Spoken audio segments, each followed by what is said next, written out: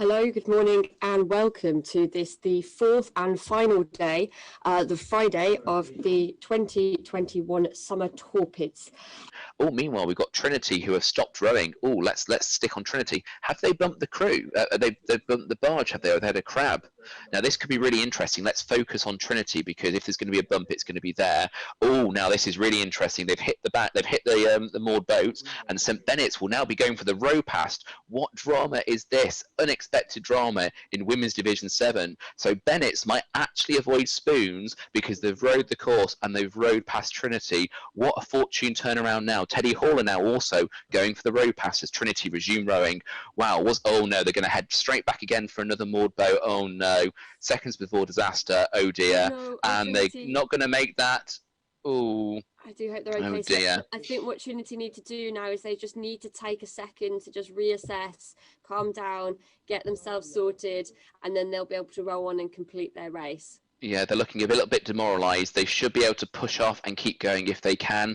It's a matter of time. I think they're getting advised by their coach, their bank rider. They can keep going maybe. So if they do pull over, do pull out. I wonder if the division's been stopped, because it looks like they're making no attempt to head off. So I wonder whether a marshal has stopped the division or there's something still going on here. And all the crews that below them kind of squidge up again. So if Trinity can come back fighting, as indeed Harriet said, if they can come back and do that, they may find themselves actually back at bungline 5 of Women's Division 7. So it does look like we have now men's 5 starting to get ready in the warm-up. We've got Teddy Hall just probably about to do a racing start on the top stretch.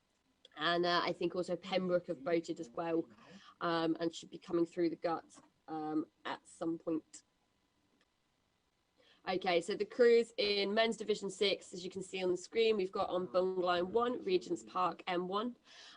We've also got Magdalen 2 going off on bungline 2. St Hugh's M2 are going off on bungline 3. Now Pembroke M3 are our first crew on for blades today, so they're going to be looking to move up and bump St Hugh's in front of them. Teddy Hall, St Edmunds Hall, M3 are then on bungline 5, being chased by Wolfson M3, also on for, they're on for spoons, sorry. So they're going to hope to be holding off Lineker M2, who are on for blades. So that is going to be an interesting part of the division, with Lineker really going to go hard to get that bump and Wolfson pushing hard to avoid spoons. And then bringing up the back of the division, we will have Queen's M2, Hertford M2, and then Corpus M2 as the sandwich boat.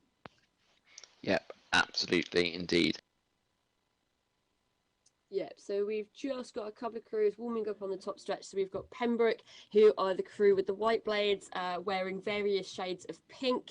We have Magdalen, who are the crew with black blades with the white flower in the yellow boats, who are just paddling down.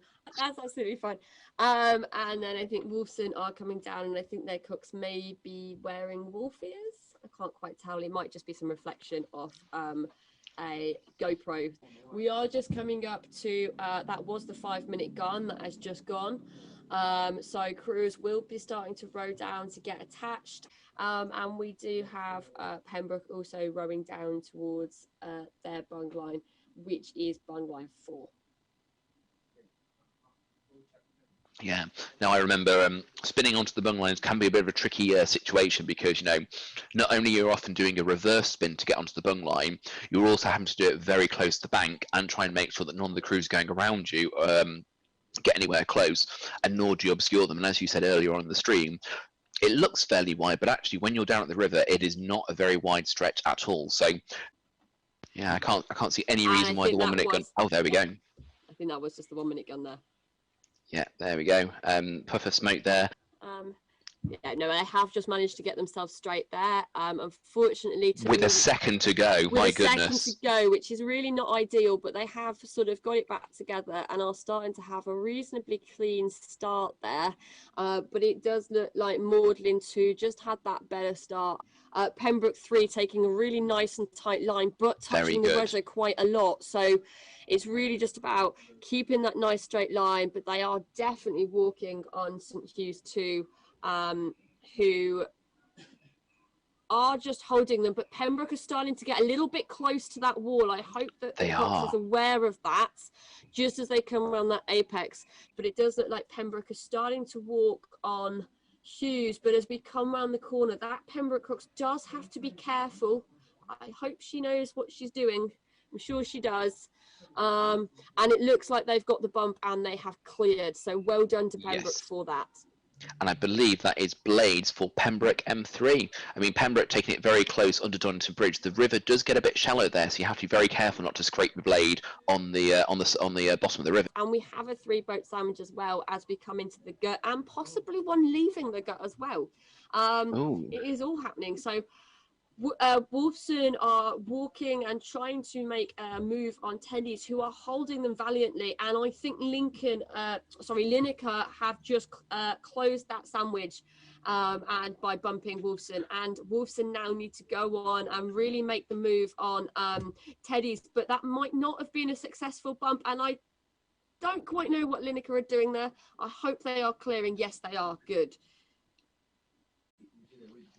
So I think, just looking back over my notes with the start order, I think what we saw in that division was that Pembroke 3 completed their blades by bumping out on St Hughes 2 at the top of this division between bunglines 4 and 3. What I can bring you is the names of the blades winning crews in that division. So we have Lineker M2 and Pembroke M3, both winning blades. So Pembroke M3, the crew today was Yeshen Wang, and then the stroke Jakob Zeitler, Sean Proctor, Nicholas Bayer, Mohammed El Baik, Adam Ride, Nick Mosselli, Adam Phillips, and then Thomas Johnston at the bow of Pembroke M3. So, we'll have the official results up on the screen in maybe about 20 minutes time, but congratulations to those two crews for earning blades in this Summer Torpids 2021. Absolutely. Yes, congratulations to all of those crews. What I think we'll do is we'll go to the men's Division 6 results. Looks to me like Pembroke have bumped St Hughes. Pembroke have bumped St Hughes there. Apologies. Wolfson have continued their downward spiral, unfortunately. So yeah, those are the results, and that will be the finishing order for men's Division 6 at the end of this campaign in this division of Summer Torpids 2021.